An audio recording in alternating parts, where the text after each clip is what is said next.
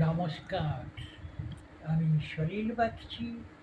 আপনারা দেখছেন আমার ভিডিওতে স্মিথ গাঙ্গুলি প্রোফাইলে আমারই লেখা কবিতা সকণ্ঠে পাঠ।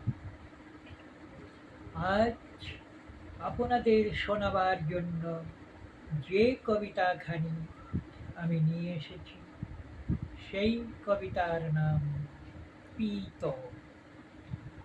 অর্থাৎ পিতা। আপনারা শুনুন, দেখুন, আমাকে লাইক দিন, কমেন্ট করুন, শেয়ার করুন, সাবস্ক্রাইব করুন। কবিতার নাম পীত, অর্থাৎ পিতা। পিতা হচ্ছে জন্মদাতা, জনয়িতা। আদরের সম্বোধনে বলা হয় পীত।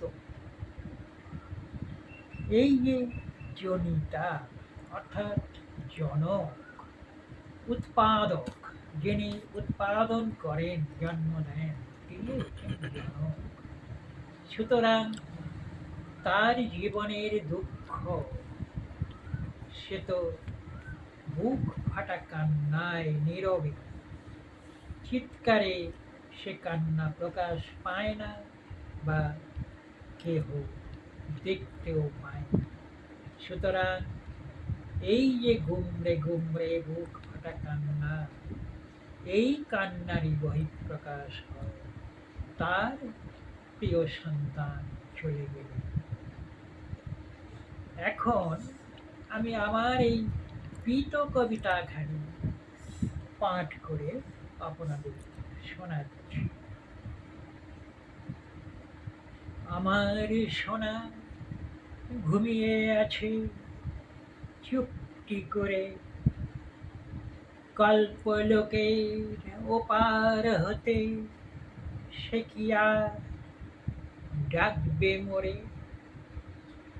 যদি ভাঙে ঘুম, অভিমান ভুলে আসে ফিরে বুকেতে আমার, আর হারাবো না কোনো দিন আমি পিতা তার।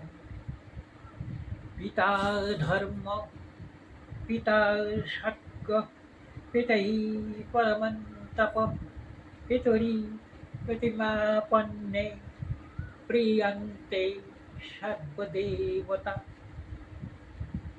পিতার স্বর্গে তুলে নেব তারে ব্যথার পাষাণ বুকে। সকল দেবতা অবাক নয়নে হেরিবে এ পিতাকে।